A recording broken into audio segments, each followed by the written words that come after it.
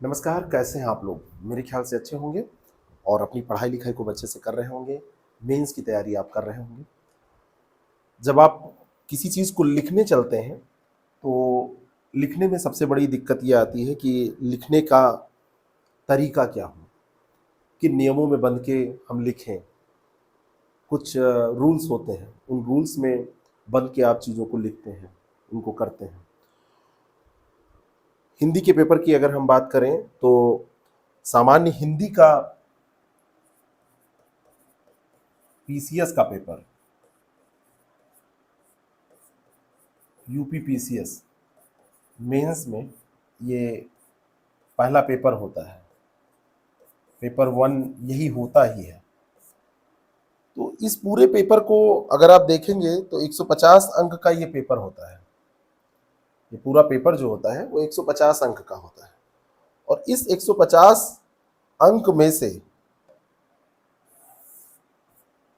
115 plus आप प्राप्त कर सकते हैं। अगर ये मिल गए तो आपकी रैंक, आपका सिलेक्शन आसान हो जाता है। सिलेक्शन अगर होता है तो रैंक सुधर जाती है, क्योंकि यहाँ पर अच्छा नंबर मिलेगा तो नंबर जुड़ेगा, आपकी मेरिट में जुड़ेगा। यूपीएससी में नहीं जुड़ता है लेकिन पीसीएस में जुड़ता है। तो ये जितना ज़्यादा आप ला सकिए उतने ज़्यादा मार्क्स यहाँ पे लेके आइए, जितने ज़्यादा अंक आप प्राप्त कर सकें उतना करके आइए। आज पहले क्वेश्चन, जो क्वेश्चन नंबर 1 है, ये गद्यांश पर आधारित प्रश्न होता है और स्पष्ट तौर पर लिखा होता है गद्यांश को ध्यानपूर्वक पढ़िए और नीचे लिखे प्रश्नों के उत्तर दीजिए। यानी कि गद्य अवतरण के आधार पर ही इसका उत्तर आपको देना होता है। और इसमें 3 प्रश्न आपसे पूछे जाते हैं। प्रश्न संख्या 1 में पहला प्रश्न होता है भावार्थ, दूसरा होता है गद्यांश पर आधारित प्रश्न और तीसरा है रेखांकित अंशों की व्याख्या।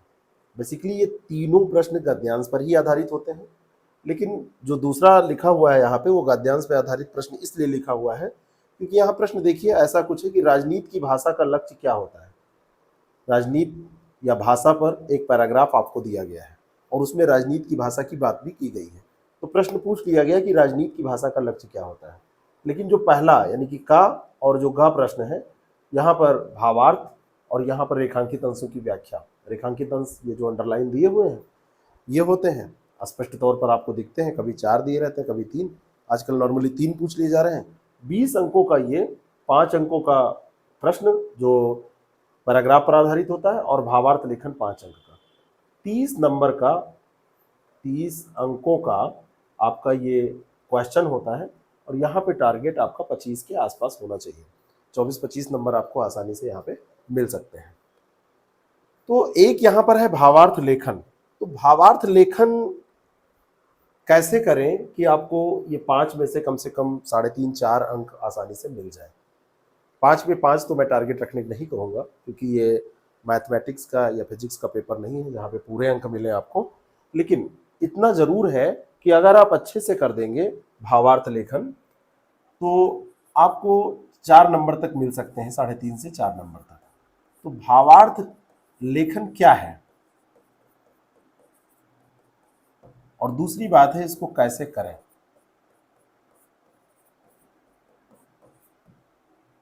भावार्थ लेखन कैसे करें, कहीं आपसे ये पूछा नहीं जाएगा कि भावार्थ लेखन बेसिकली है क्या। ये प्रश्न आपसे नहीं पूछा जाएगा, लेकिन भावार्थ लेखन आपको करना है।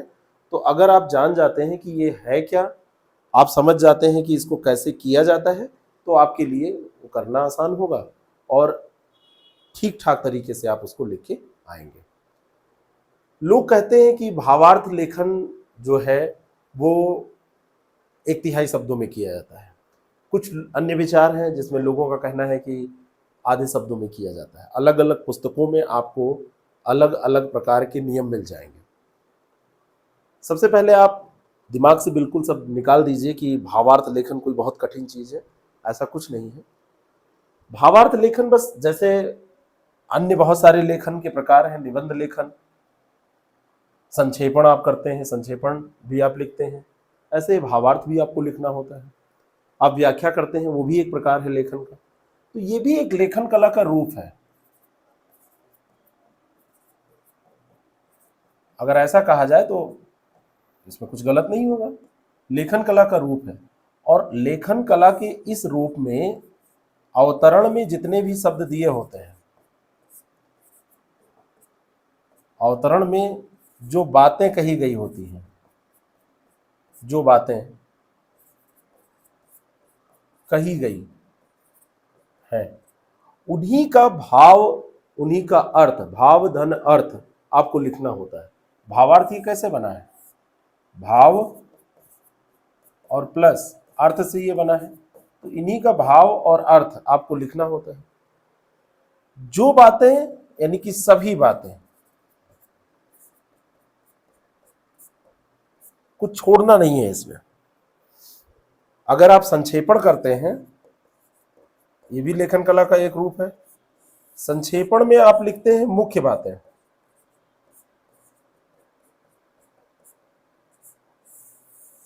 तो मुख्य बातें लिखेंगे तो ये संक्षिप्त हो जाएगा। लेकिन यहां पर भावार्थ में आपको सभी बातें लिखनी है, और सभी बातें लिखने के साथ साथ इसको संक्षिप्त भी करना है आपको। संक्षिप्तता इसका विशेष गुण होता है। तो कैसे करें, यहीं पे बात थोड़ी सी कठिन हो जाती है। प्रत्येक बात, जो बातें कही गई हैं, हर एक बात को, प्रत्येक बात को, सभी बातों को, जैसे भी आप कह लीजिए, और हर एक बात को कैसे करना है? संक्षेप में लिख देना है।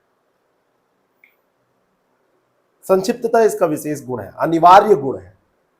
संक्षिप्तता इसका अनिवार्य गुण है। अगर ये संक्षिप्त नहीं हुआ, लंबा चौड़ा लिख दिया गया, बड़ा बड़ा लिख दिया गया, तो कोई मतलब नहीं है, तब तो पैराग्राफ ही पढ़ लेगा व्यक्ति। भावार्थ लेखन क्यों कराया जाता है आपसे? आप अपने शीर्ष अधिकारी को कोई चीज़ रिपोर्टिंग करें तो आप शॉर्ट में, पूरा बड़ा सा लेटर हो, उसको शॉर्ट में करके उसके पास भेज दें। आप कोई भी बात बताना चाहते हैं तो कम शब्दों में बता सकें, आगे ये काम आने वाला है। आप कितना भी साइंस पढ़ लें, सब कुछ टेक्नोलॉजी वगैरह में आप पारंगत हो जाए, लेकिन जब आप काम करेंगे तो आपको लेटर वगैरह लिखना पड़ेगा, अपनी बातें रखनी पड़ेंगी। तो इसीलिए कम्युनिकेशन स्किल बहुत इंपॉर्टेंट होता है, और उसी का एक पार्ट है। ये भी एक आर्ट है, कला है एक। बहुत सारे लोग बड़ी सी बात को बहुत छोटे में बता देते हैं, बहुत सारे लोग छोटी सी बात को बढ़ा चढ़ा के बताएंगे और पूरी नहीं कर पाएंगे। अब चैलेंज तो है कि सभी बातों को लिखना है। मैंने कहा कि कहीं कोई कहता है 1/3 वर्ड्स में लिख देना है, 1/3। कोई कहता है हाफ में लिखना है। मैं कहता हूं 1/3 से लेके आधे तक, लगभग आधे शब्दों में, लगभग आधे शब्दों में, हाफ, यानी कि पैराग्राफ जो यहां पे मैं आपको दिखा रहा हूं, फॉर एग्जाम्पल शुरू से लेके अंत तक, मान लीजिए कि इस पैराग्राफ में 226 शब्द दिए हैं, तो आपको लगभग 113 शब्दों में इसको करके दिखा देना है। उदाहरण के लिए मैंने अभी नहीं गिना है, आप अगर गिने तो ऐसे लगभग शब्द होंगे, तो उसके आधे शब्दों में आप दिखाइए। और जब आप लिखिए तो लास्ट में भावार्थ लेखन जहां पे आपका समाप्त हो रहा है वहां पे 113 शब्द भी लिख दीजिए। अगर ये 110 हुआ तो कोई फांसी नहीं दी जाएगी, 116-17 हो गया तब भी एग्जामिनर बुरा नहीं मानेंगे, आपको मार्क्स देंगे, अच्छे मार्क्स देंगे। लेकिन संक्षिप्तता इसका गुण है, लगभग आधे शब्दों में, लगभग आधे शब्दों में इसको करना है। अब लगभग आधे शब्दों में इसको करना है तो कैसे आधे शब्दों में लाएं? सभी बातों को भी लिख देना है, सभी बातों के साथ साथ आधे शब्दों में इसको करना है। तो कुछ नियम है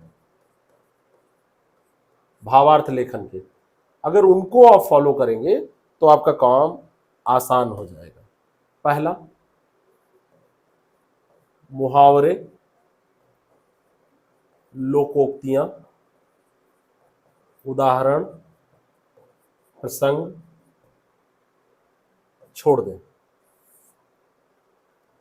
कुछ आपको समझाया गया है मुहावरों, लोकोक्तियों, उदाहरणों के माध्यम से जो पैराग्राफ है, तो उनको सबको छोड़ दें, स्किप कर दें, उनको छोड़ते हुए बात करें। जब इनको छोड़ देंगे तो कई बार लोग ये करते हैं कि इनको छोड़ दिया, बाकी जितना बचा उसको उतार दिया। बहुत गलत बात है, ऐसा नहीं करना है। अपनी भाषा में लिखें।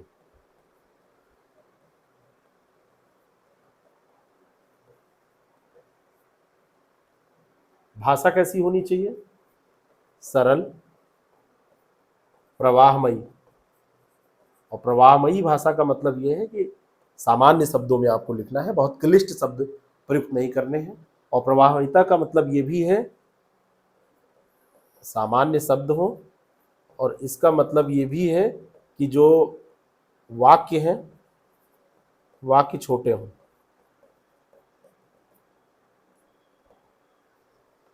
सरल हो, प्रवाहमयी हो, ऐसी भाषा का प्रयोग आपको करना है। ठीक है। अपनी भाषा में लिखना है तो ये भी यहां पे इंपॉर्टेंट है कि हूबहू अवतरण की भाषा या गद्यांश इसको बोलते हैं, गद्यांश की भाषा ना प्रयुक्त करें। बस ये 3 नियम है। मुहावरे, लोकोक्तियां, उदाहरण, प्रसंग जब आप ये छोड़ेंगे तो 1/3 शब्द वैसे ही कम पड़ जाएंगे, 1/3 शब्द इसमें से लेस हो जाएंगे। अपनी भाषा में लिखेंगे, सरल बनाएंगे उसको, तो 1/3 और कम हो जाएंगे, लगभग आधे में ये आ जाएगा। ठीक है। इन्हीं नियमों के आधार पर लिखिएगा। बहुत लोग क्या करते हैं, पैराग्राफ को उठाते हैं, यहाँ देखते हैं कुछ कठिन कठिन चीज़ें हैं, उनको छोड़ दिए, या बहुत सारे लोग कठिन कठिन ले लेते हैं और कहते हैं हमको नंबर मिला था। कई बार ऐसा हो सकता है, लेकिन कोई पढ़ के नंबर देगा तब क्या होगा? या कहीं तुक्का आपका लग गया, भिड़ गया मामला, ठीक है, दे दिया गया नंबर एक बार, हर बार नहीं मिलेगा। ठीक है ना। तो कोई बार लोग ये कुछ बातें यहाँ से शुरू किया, जीवन को उसकी समग्रता में सोचना, फिर बीच का काटा, फिर राजनीति में, फिर ऐसे कर दिया, भाषा की सामर्थ्यता छोड़ के लिखते चले गए। ऐसा मत कीजिए। तो लगभग आधे शब्दों में आपको लिखना है, 1/2। 1/2 का मतलब है जितना पैराग्राफ में शब्द हो उसके आधे में। और लास्ट में जब पैराग्राफ जहां पे आपका पूरा हो रहा है, आप कंप्लीट करके लिख दे रहे हैं भावार्थ, तो भावार्थ लिखने के बाद में वहां पे लिख दीजिए कि इसमें 112 शब्द हैं, 98 शब्द हैं, 97 शब्द हैं, जो भी हैं, तो इतने शब्द आप ऐसे लिख दीजिए और ब्रैकेट बंद कर दीजिए वहीं जहां पे समाप्त हुआ है उसी के बाद में। ठीक है। तो एग्जामिनर को थोड़ी सी दिक्कत कम होगी और वो समझ जाएगा कि ये थोड़ा सा अनुशासन वाला मामला है, तो वो नंबर आपको देगा। हिंदी वाले लोगों को अनुशासन बहुत प्रिय होता है। ठीक है। एक प्रश्न और है, दूसरा गद्यांश पर आधारित प्रश्न। तो ये तो पैराग्राफ पे आधारित प्रश्न है, इसको कैसे करना है, इसमें विशेष बात ये ध्यान रखनी है, ये नेक्स्ट प्रश्न है आपका, तो इसमें ये बात याद रखनी है, गद्यांश पर आधारित प्रश्न हो सकता है आपको इसका आंसर बिना गद्यांश पढ़े सही पता हो, और वो आंसर आपका डिफर कर रहा हो गद्यांश में जो बात कही गई है। मान लीजिए कि कोई साइंटिफिक लेख है और उसमें कोई बात कही गई है और उसमें पूछा गया ऐसे, और साइंस में आपने उसको पढ़ रखा है, या साहित्यिक लेख है उसमें कोई बात कही गई है और आपने वैसा कुछ पढ़ रखा है और आपको आंसर पता है, लेकिन वो बात पैराग्राफ में नहीं कही गई है। ये दूसरा प्रश्न है आपका, जिसको प्रश्न संख्या ख कहते हैं। इसके पहले जो हमने किया ये प्रश्न संख्या क थी, और अब जो कर रहे हैं ये प्रश्न संख्या ख है। तो आपको अपने ज्ञान पर आधारित उत्तर नहीं देना है, उत्तर नहीं देना है, इसको बिल्कुल सही से ध्यान रखिए। आपको अपने ज्ञान पर आधारित उत्तर नहीं देना है, गद्यांश पर आधारित उत्तर देना है।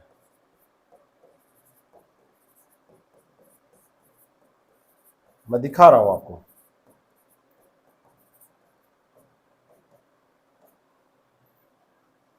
प्रश्न यहां पर कठिन नहीं है। प्रश्न है राजनीति की भाषा का लक्ष्य क्या होता है। आप सबको पता है, लोक लुभावन भाषा होती है, बड़े बड़े वादे किए जाते हैं, सच्चाई से कोई वास्ता नहीं होता है, ऑर्नामेंटल भाषा होती है, अलंकारिक भाषा होती है, ऐसी भाषा होती है जो लोगों को इकट्ठा कर सके, लोगों को अपनी तरफ मोड़ सके, लोगों को प्रोत्साहित करके वोट देने के लिए अपनी तरफ आकर्षित कर सके, है ना, अपनी बातों के जाल बवाल में उनको फंसा सके, अपनी बातों के जाल में फंसा सके, ऐसी भाषा होती है। क्योंकि वहां पर उद्देश्य क्या है? वोट मांगना। दूसरी बात है, जब एक पार्टी, राजनीतिक भाषा केवल वोट मांगने तक ही सीमित नहीं है, आपको पता है, आपके दिमाग में ऐसा आ गया। दूसरी बात, आलोचनात्मक भाषा भी होती है, विपक्ष में बैठा जो दल होता है। तीसरी बात, कई बार आप देखेंगे कि वो क्षेत्रीयता के मुद्दे से प्रभावित होती है, कोई क्षेत्रीय पार्टी का नेता बोल रहा है, लेकिन ये आपको पता है, पैराग्राफ में ऐसा कुछ नहीं कहा गया है। यहां पर सामान्य सी बात की गई है। राजनीति के मुहावरे में बोलते समय हम एक ऐसे वर्ग की भाषा बोल रहे होते हैं जिसके लिए भाषा प्रमुख चीज नहीं है, वो भाषा का दूसरे या तीसरे दर्जे का इस्तेमाल है, और वह एक खास मकसद तक पहुंचने का साधन मात्र है। राजनीति में जो भाषा बोली जा रही है, और जो साहित्यकार भाषा का प्रयोग करता है, साहित्यकार के लिए तो भाषा वो हथियार के समान है, साहित्यकार के लिए भाषा उसके बच्चे के समान है, साहित्यकार के लिए भाई बहुत सारी चीजें, साहित्यकार आगे इसमें बात कही गई है। यहाँ पे भी अपना ज्ञान नहीं रखना है।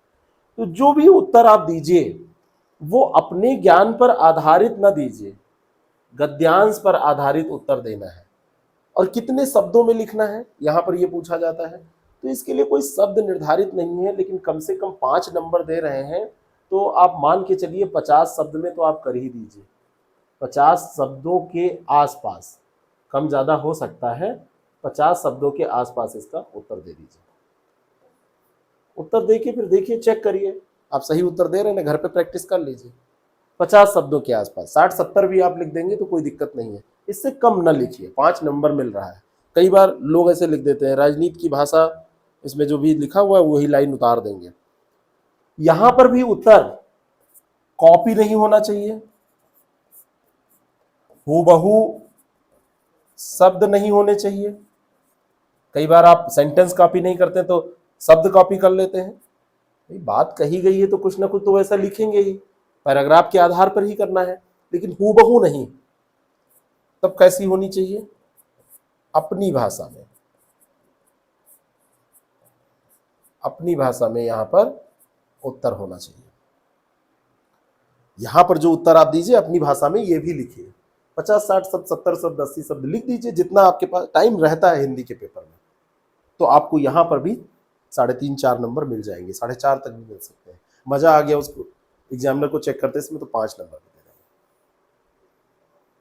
तीसरा है रेखांकित अंशों की व्याख्या। इसको क्या करना है, कैसे रेखांकित अंशों की व्याख्या करनी होती है। रेखांकित अंशों की व्याख्या करने का भी अपना कुछ रूल है, अगर उसको आप फॉलो करेंगे तो काफी कुछ आसान रहेगा आपके लिए।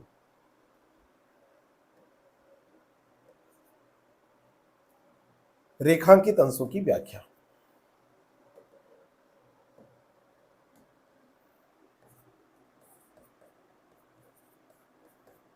राइटिंग पूरी सही रखिएगा, जिसकी जैसी बनती है सुंदर मुंदर वही मानी जाएगी। किसी की बहुत सुंदर है, ठीक है, बस याद रखिए, ये चीज ध्यान रखिए कि पठनीय होना चाहिए, शब्दों का चयन अच्छा होना चाहिए, उसमें आपको नरक नहीं मचाना है, काटना पीटना, काट पीट कम करनी है। रेखांकित अंशों की जो व्याख्या होती है उसको जब आप करते हैं तो जैसे इस पैराग्राफ की अगर हम बात करें तो यहाँ पे जो अंडरलाइन दिया हुआ जैसे पहला ही है, साहित्य जब भी राजनीति की तरह भाषा का एक तरफा या इकहरा इस्तेमाल करता है तो वो अपनी मूल शक्ति को सीमित या कुंठित करता है। तो आप ऐसे लिखिए, रेखांकित अंशों की व्याख्या, ऊपर हेडिंग डाल दीजिए, एक ही कलर की पेन आपको इस्तेमाल करना है, यहाँ पे मैं कर रहा हूँ, और लिख दीजिए नंबर 1, साहित्य जब भी, ये यहाँ पर लिखा है ना, ऐसे अंडरलाइन करना नहीं है, साहित्य जब भी, फिर dot dot dot dot dot, फिर यहाँ पे आप लिखिए कुंठित करता है, फुल स्टॉप लगा दीजिए, और यहाँ पे लिखिए ससंदर्भ व्याख्या, एक हेडिंग डाल दीजिए। अब बात आती है कि ये रेखांकित अंशों की व्याख्या 3 जैसे इस पैराग्राफ में दिया हुआ है, कभी कभी 4 भी आपसे पूछा जाता है। 2 उधर दिए हैं, एक ये तीसरा इधर दिया हुआ है, एक ये 2 हो गए, यहाँ पे ये पहला हो गया और ये दूसरा रेखांकित अंश दिया है, और यहाँ पर देखिए ये तीसरा रेखांकित अंश दिया है। तो इन तीनों की व्याख्या अलग अलग करनी है। बहुत सारे लोग एक साथ व्याख्या कर देते हैं, ऐसा नहीं। साहित्य जब भी ... कुंठित करता है, ऐसे लिख दीजिए। व्याख्या के कुछ नियम हैं, उनका इस्तेमाल आप करिए, उनका पालन करिए।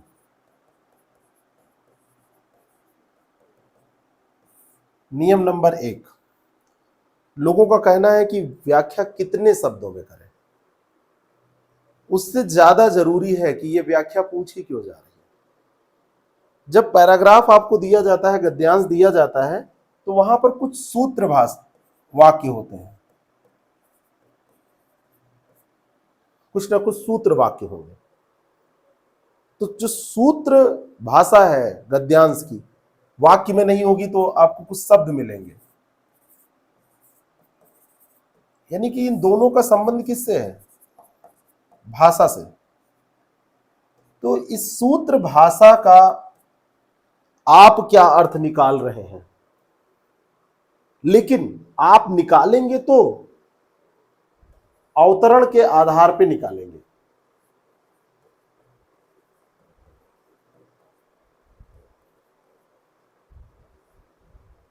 वाक्य या शब्द की अवतरण के आधार पर आपको व्याख्या करनी, ये भी अवतरण के हिसाब से ही करेंगे।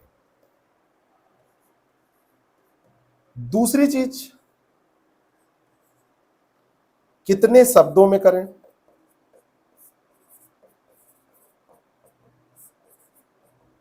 निश्चित नहीं है। यहां पे देखिए, जो अंडरलाइन मटेरियल दिया है, यहां पे देखिए 1.5 लाइन में लगभग दिया है। दूसरा आप देखेंगे ये लगभग 1 लाइन में दिया है, और तीसरा आप देखेंगे तो लगभग 2.5 लाइन में दिया हुआ है, 2.5 पंक्ति में दिया हुआ है। तो व्याख्या भी इसी पे डिपेंड करती है। व्याख्या करने के लिए मैंने आपको बताया अंडरलाइन कर, वो तो सारी चीजें आप समझ ही गए।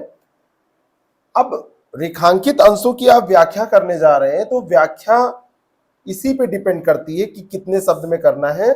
जितने शब्द का अंडरलाइन दिया है,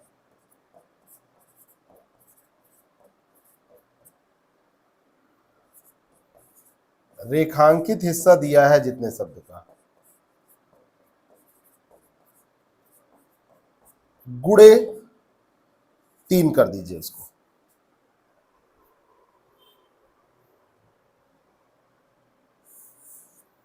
अगर 20 शब्द या 25 शब्द रेखांकित है, नॉर्मली ऐसे ही होते हैं, तो आपकी व्याख्या कम से कम 75 शब्दों में होनी चाहिए, 75 शब्दों में होनी चाहिए।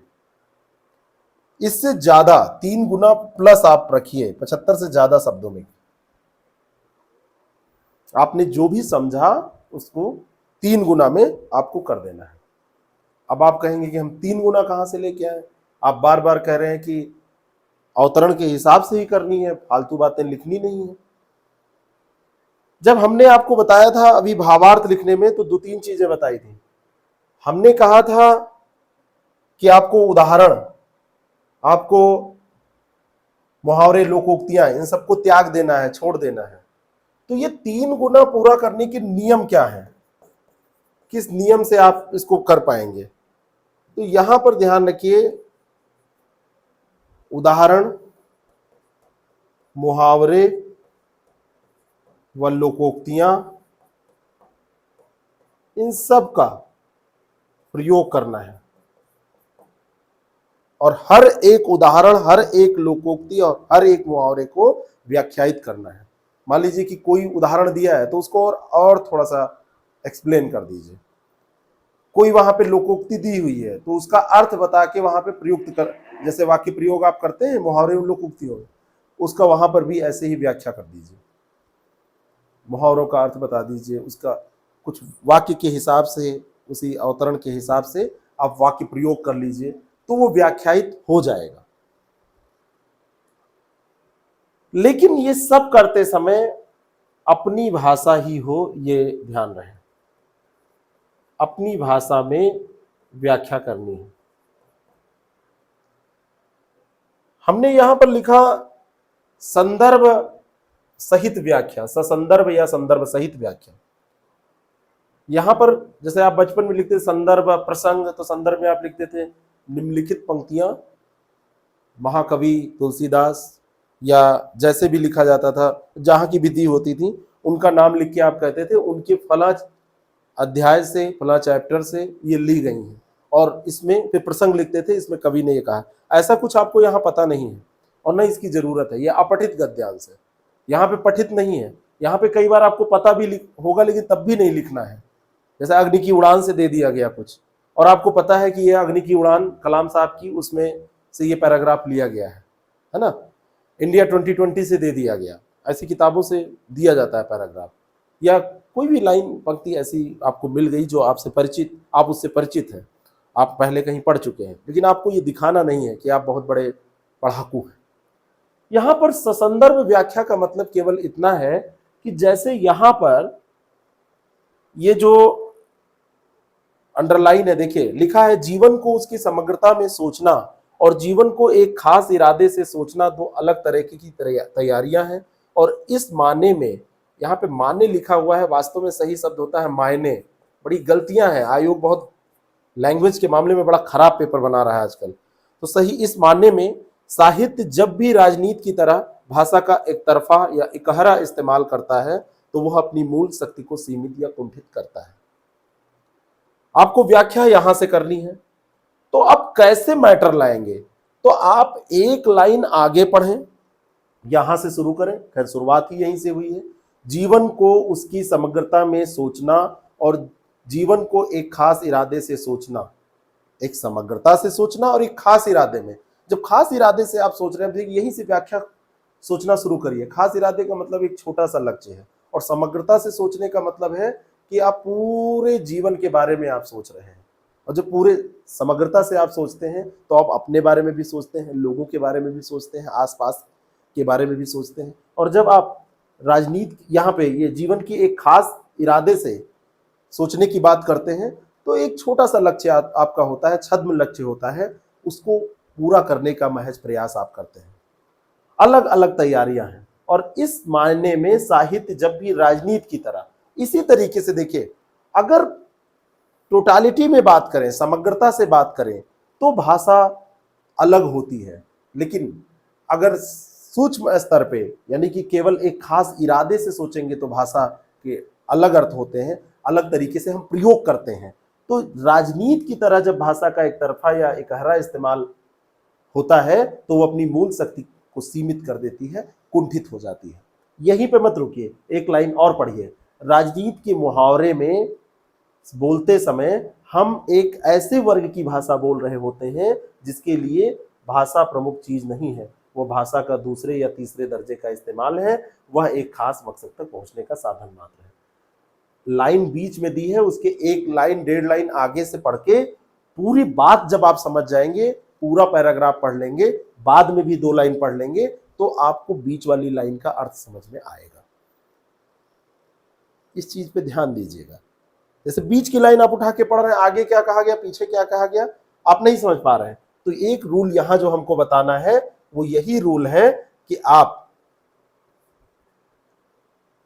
रेखांकित अंश के आगे, ये रेखांकित अंश है आपका, और वो पीछे 2-2 लाइन, एक एक लाइन आप पढ़ लीजिए, तब समग्रता से आपको समझ में आएगा कि वास्तव में ये कहा क्या जा रहा है। अब आप इसकी व्याख्या करिए। संदर्भ कहां से आएगा? लेखक प्रस्तुत रेखांकित अंशों के अंतर्गत साहित्य की भाषा पर विचार व्यक्त कर रहा है, बस आपका संदर्भ हो गया। लेखक का मानना है कि जिस तरीके से जब जीवन को समग्रता, या आप ऐसे करिए पूर्ण रूप में या संपूर्ण जीवन के बारे में सोचा जाता है, और जब जीवन को एक छोटे उद्देश्य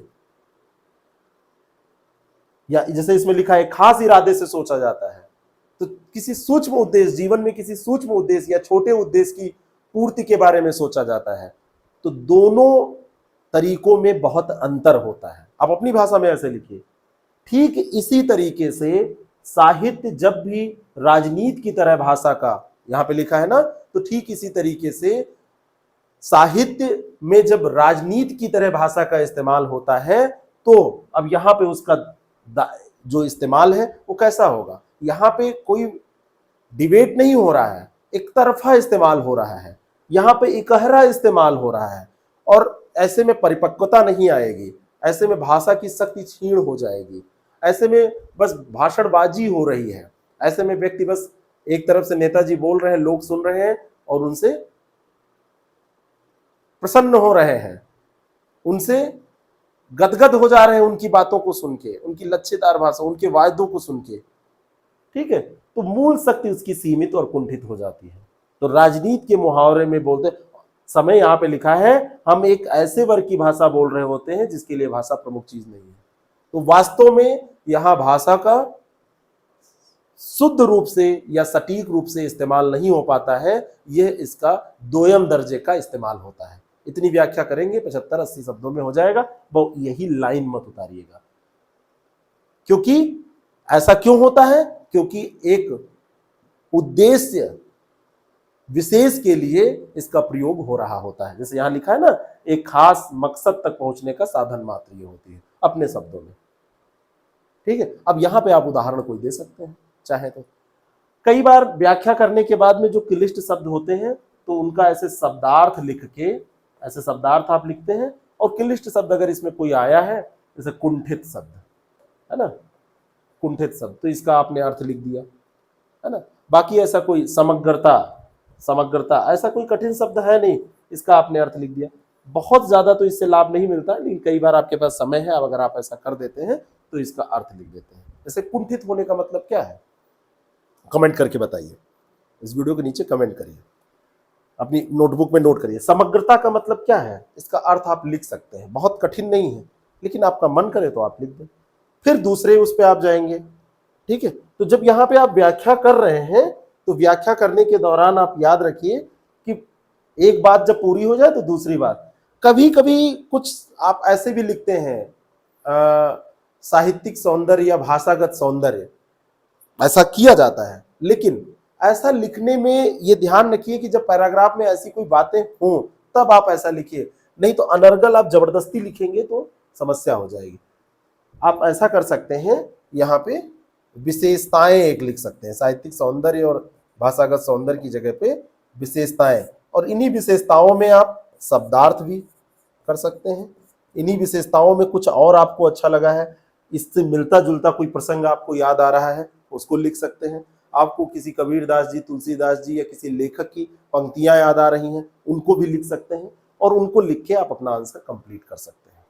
ठीक है, अब एक यहाँ पर और ये बीच की बात बच रही है, गद्यांश पर आधारित प्रश्न की, कि राजनीति की भाषा का लक्ष्य क्या होता है।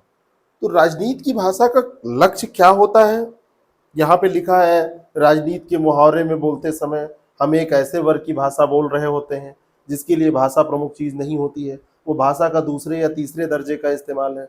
राजनीति की तरह भाषा का एक तरफा या इकहरा इस्तेमाल जब भी साहित्य करता है, ये बात कही गई। फिर यहां पर देखिए दिया हुआ है कि ये देखिए, इसको पूरा पढ़िए, उसकी भाषा, उसे भाषा की सामर्थ्य, प्रामाणिकता या सच्चाई में उस तरह दिलचस्पी नहीं रहती जिस तरह साहित्य की। अब देखिए, जब एक कोशिश कीजिएगा कि पैराग्राफ में जब पहला आप ये अंडरलाइन रेखांकित अंशों की व्याख्या कर रहे हो, पहली व्याख्या, तो ये ध्यान रखिए कि दूसरी व्याख्या से उसका मैटर क्रैश ना करे, पता चले कि इसका मैटर उसका मैटर दोनों रिपीटिशन हो रहा है, तो रिपीट ना करें आप, है ना। एक दूसरे से क्लैश नहीं होना चाहिए कि वो भी वही बात उसमें आ रही, वही बात उसमें रिपीट आप कर रहे हैं, तो ये ध्यान रखिएगा। इसलिए पूरा ये पैराग्राफ आपको मैंने पहले भी बताया है, आप जानते भी हैं कि पूरा पैराग्राफ कम से कम आप 3 बार पढ़ें, और 3 बार पढ़ने में क्या करना चाहिए, फर्स्ट रीडिंग आप नॉर्मली ऐसे कर लीजिए, फिर आप क्वेश्चन रीड करिए। क्वेश्चन रीड करने का मतलब कौन कौन से क्वेश्चन है और जैसे व्याख्या करनी है तो किन किन पोर्शंस की व्याख्या करनी है, और फिर जो ये आपकी हो गई सेकेंड रीडिंग, और फिर जो आपकी थर्ड रीडिंग है, थर्ड रीडिंग में आप फिर से पढ़िए और साथ साथ में उत्तर सोचते चलिए कि अब आपको करना क्या है।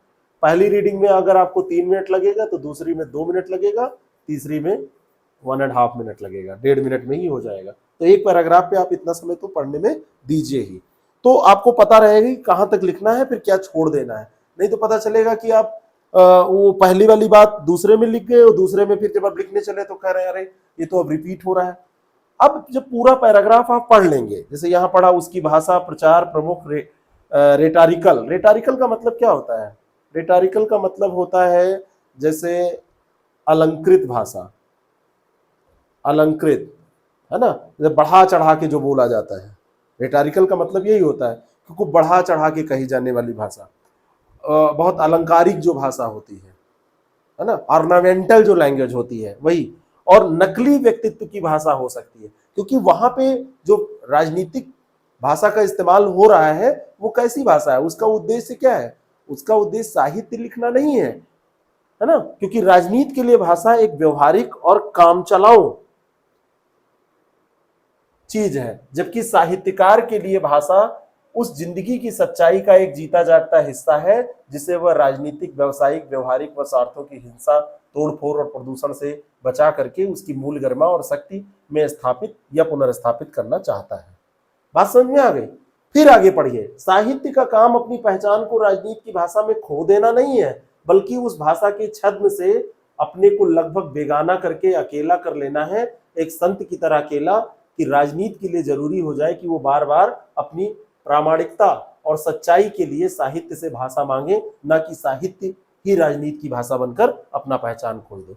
अब प्रश्न को पढ़िए, राजनीति की भाषा का लक्ष्य क्या होता है? तो राजनीति की भाषा का लक्ष्य, आप कई रूपों में इसका आंसर दे देते हैं। राजनीति की भाषा का छद्म लक्ष्य होता है, राजनीति की भाषा का जो लक्ष्य होता है वो प्राथमिक नहीं होता है, वो भाषा के लक्ष्य के अपेक्षा आप देखेंगे तो वो क्या होता है, दूसरे या तीसरे दर्जे का उसका प्रयोग होता है। राजनीति की भाषा का लक्ष्य, थोड़ा सा आप अपने मन से भी लिख सकते हैं कि लोगों को लुभाना मात्र होता है, थोड़ा बहुत, ज्यादा नहीं। लेकिन यहीं पे कोशिश कीजिएगा कि आप पैराग्राफ से बंधे रहने, तो आप तुरंत बहक जाते हैं। आप तुरंत यहां लिखिए कि राजनीति के लिए भाषा एक व्यवहारिक और कामचलाऊ चीज होती है, यानी कि राजनीति की जो भाषा का लक्ष्य है वो अपना हित साधना, अपना काम निकालना होता है, जबकि तुलना भी आप कर सकते हैं, जबकि साहित्य के लिए भाषा का लक्ष्य उसकी गरिमा को, उसकी शक्ति को बनाए रखना, स्थापित रखना है। इस तरीके से आप अपनी भाषा में इसका उत्तर लिखिए। तो ये रहा प्रश्न संख्या 1, जो 2022 का ये पेपर, या कब का पेपर था, एक बार देखें, 22 का ये पेपर था, बिल्कुल लेटेस्ट पेपर, उस पर हमने आधारित किया। जो भी कंफ्यूजन हो आप पूछ सकते हैं कमेंट करके, और प्रैक्टिस बहुत जरूरी है इसमें। 115 बाद में आप 10 दिन रात दिन मेहनत करें, एग्जाम हो गया तब तो कुछ नहीं हो सकता ना, लेकिन अगर आपने पहले मेहनत कर ली और आपके मार्क्स बढ़ गए तो बाद में पछताना नहीं पड़ेगा। और हर एक प्रयास, संभव प्रयास कर लीजिए। हिंदी को, ऐसे को आप ऐसे छोड़ देते हैं, अरे ठीक है जीएस पढ़ो, जीएस पढ़ो, जीएस पढ़ो, लेकिन ऐसा नहीं है, जीएस के साथ ये भी जरूरी है। तो कोई भी क्वेरी होगी, कोई भी आपको कंफ्यूजन होगा तो उसको कमेंट करके पूछिएगा, और हम लोग इसको कंटिन्यू रखेंगे। और इस पे बहुत सारे लोग हैं जो कोर्स ज्वाइन करना चाहते हैं, जो चाहते हैं कि इसमें टेस्ट भी उनको मिल जाए, तो बहुत ही मामूली फीस में इसको हम लोग कोशिश करेंगे कि आपको मिल जाए। नीचे डिस्क्रिप्शन बॉक्स में नंबर दिया है, वहाँ से आप कॉन्टेक्ट करके हमसे डिटेल ले सकते हैं। Thank you so much.